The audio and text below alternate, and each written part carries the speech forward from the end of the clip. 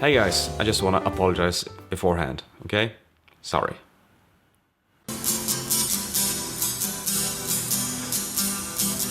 Ground control to Major Town. Ground control to Major Town. Take your protein pills and put your helmet on. Ground control to Major Town. 8, 7. Commencing countdowns, engines on. 4, 3. Check ignition and may God's love be with you. Hello.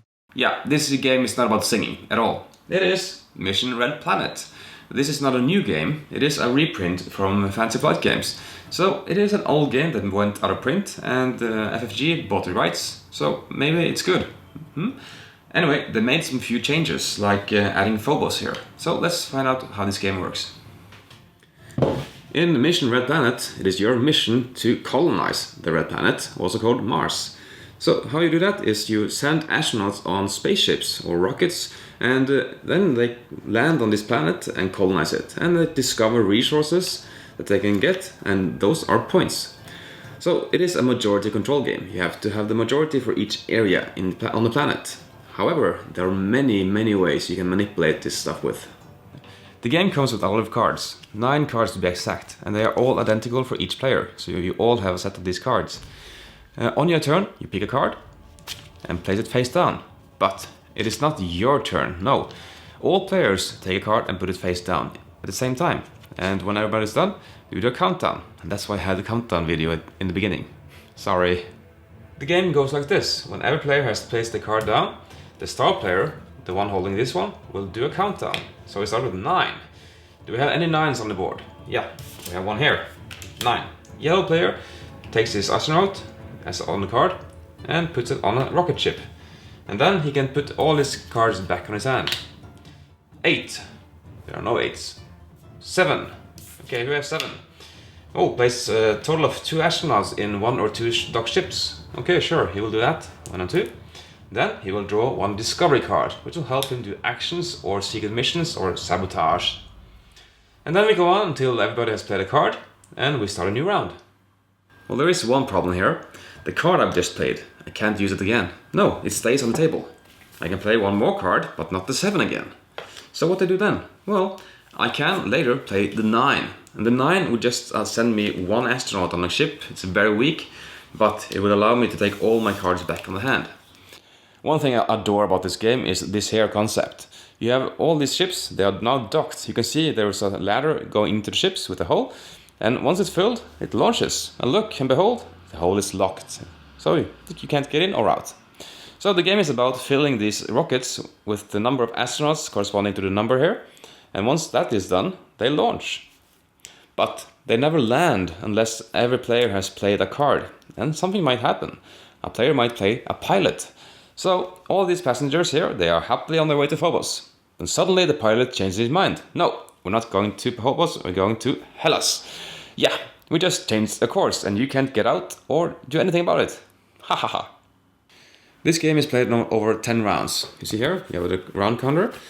And sometimes here, you see, here, and here, there are some dots. And when those dots come out, the planet will produce resources. And those resources are given to the ones with majority in each area.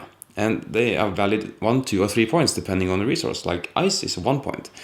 So it's very important to have majority, or at least tie with other people, because then you will share those resources as best as possible. But if you don't have majority, you won't get anything. But you have a special mission or missions that will help you alone get some points. Each player gets their own mission, and you can get more missions during the game.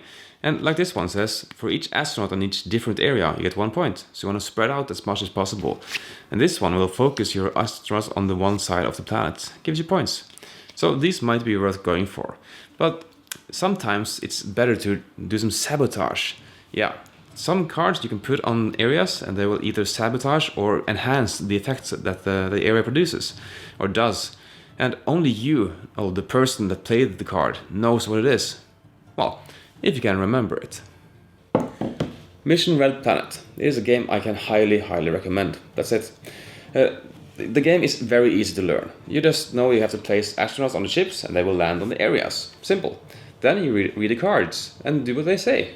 And now you know the game actually. So it's interesting to learn the cards, because the first time you play this game you have no idea what you're doing, of course.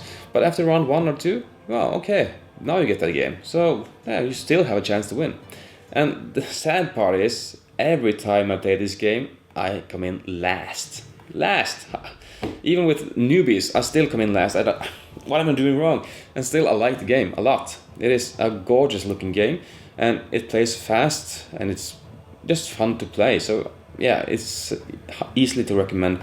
I do enjoy it with more players. It goes up to 6, but 5 players is very fun, and 3 players it gets more tactical. And I kind of like more players better, because with few players you don't have that many people to contend with in the areas. So I like more players. And the game comes with a 2-player variant. I have not tried that one, but I think I enjoy this better with more players, because yeah, it's just more fun. So Mission Red Planet from Fancy Flight Games, it's an easy recommendation. Okay, thank you for watching, and please comment the video and say what you dislike or like. And if you would like to support my project, please check out my Patreon account at patreon.com/takas and see how I can contribute there. Okay, thank you.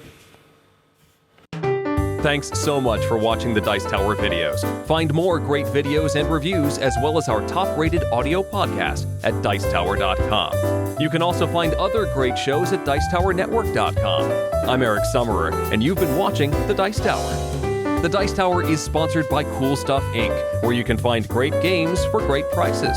Cool stuff in stock. Check them out at CoolStuffInc.com.